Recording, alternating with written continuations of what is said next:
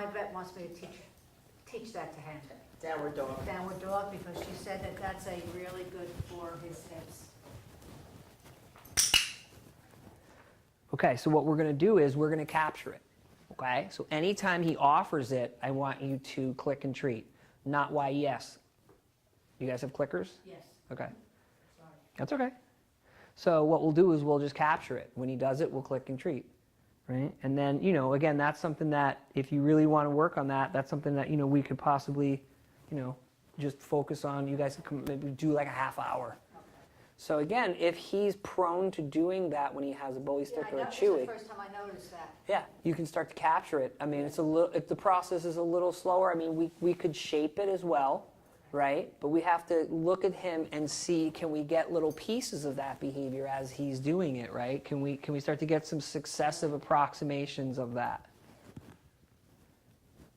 Hi, I know I'm distracting you, huh? Exactly. I know, I'm trying to capture your crazy doggy down.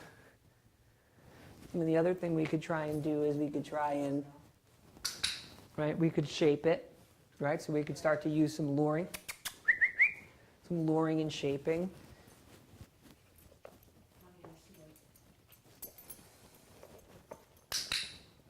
And I'll just take any piece of it, right? Like right?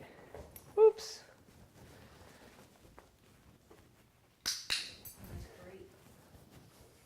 Well, come on.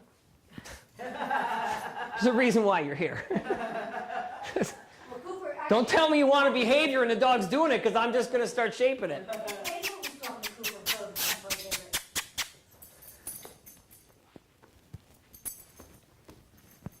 Ooh, very good.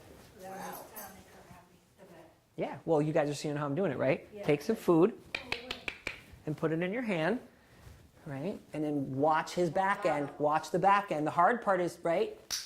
The hard part, now I'm not even worried about duration. Okay, the hard part is you got to watch his back end. Right. If he was smaller, it'd be easy. But if you don't get the right view, then you're not going to click for the right behavior.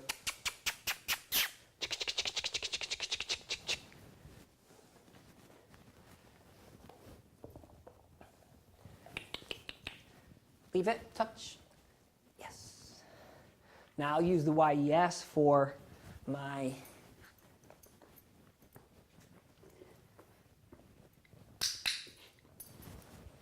now what I would do for duration, right, is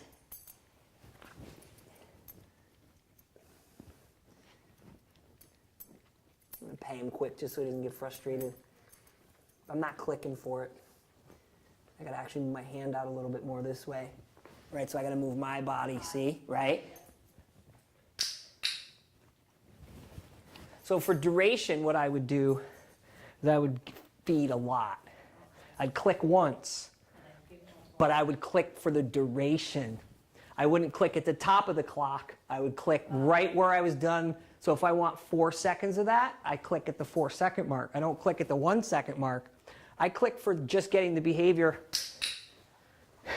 Wow.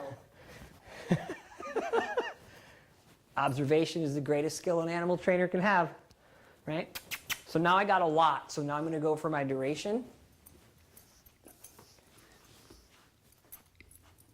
I don't want to down though, see? And that's one of the dangers of that is payment stops if I get a DOWN. Right, so there was like 3 seconds, right?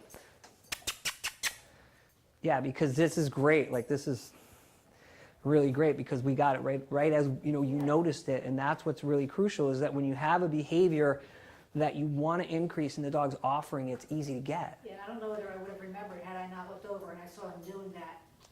Good. That's a good call. Because she says, does he ever do that? I said, well, he does it every morning when he gets up, but that's just about it.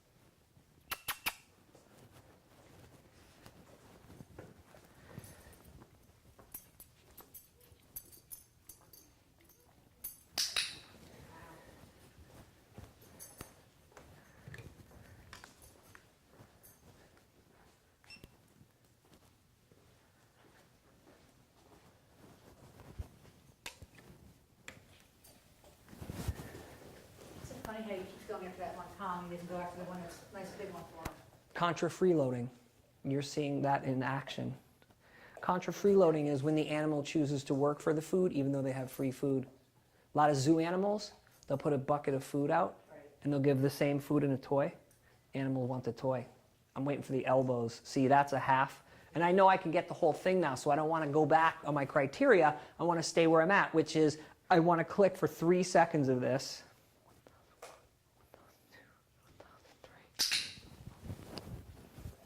And even though he has a food resource, right, and the click, right, is happening with the food resource, I still pay the extra food because I want this to be associated with the food I'm using for the downward dog, right? Come here, bud. So let's try to get another 3-second one. Again, handful of food to the nose. Got to watch my body posture, right? I'm waiting for the elbows. I'm feeding. Got it right on the edge. I should have clicked a little sooner. I clicked right on the edge as he was lifting his elbow, but that's okay. Again, handful of food because I need duration. Waiting for the elbows. Not as clean as I would have liked here. Not as clean. His legs, but I'll take it. And that's one of the things that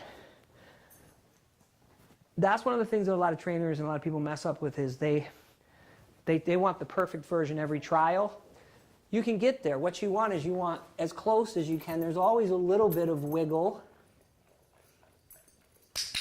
Right? And that time there, my timing was a little better.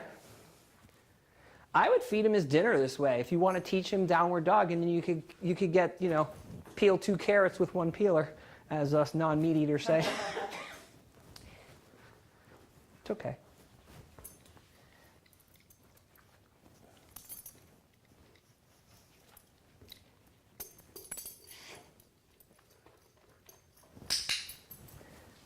Now, I don't want, remember, when you go for duration, you don't want to click at the top of the clock. You want to click for the duration that you're holding the dog's position for, right? At first, we clicked right up at the top because that was, right? That's what we wanted, like that. That would be a beginning trial where you click right when you get it. And then as time goes on, and it didn't take long for us to get our 3 to 4 seconds, that was like a perfect one. Right? He had really nice posture. Good job. Cooper. Come here, buddy. So what we're doing is we're teaching Cooper to do downward dog because he has some hip issues. And we've done a bunch of this already, okay? So in all fairness, we did do some a few minutes ago. So what we're going to do is we're going to use a clicker. Yes. There you go. So when you teach this, see if your dog will offer it. In Cooper's case, he started to offer the downward dog when he was chewing on his Kong with the bully stick. So I decided to take a treat, put it on his nose, bring it to the ground, and I click once his elbows go down. And what we did is we did a bunch of trials like that. Maybe, I don't know, a half a dozen where I clicked just for the behavior of downward dog. Then I used a handful of treats to get my duration, and again, you want to click at the end of your duration, not at the beginning. So I wanted 3 seconds there, right? The other thing you want to watch out for is with a dog his size, your body posture, you have to be able to see the position. Okay, so we got about a 3-second duration. And again, the reason why he needs to do this is for his hips. And if he does these exercises on a daily basis, his hips will do better, along with the other, acupuncture and chiropractic stuff that is happening for him. You know, anytime you have any kind of physical ailment, any kind of stretching is good. And so that's why we teach dogs positions like downward dog.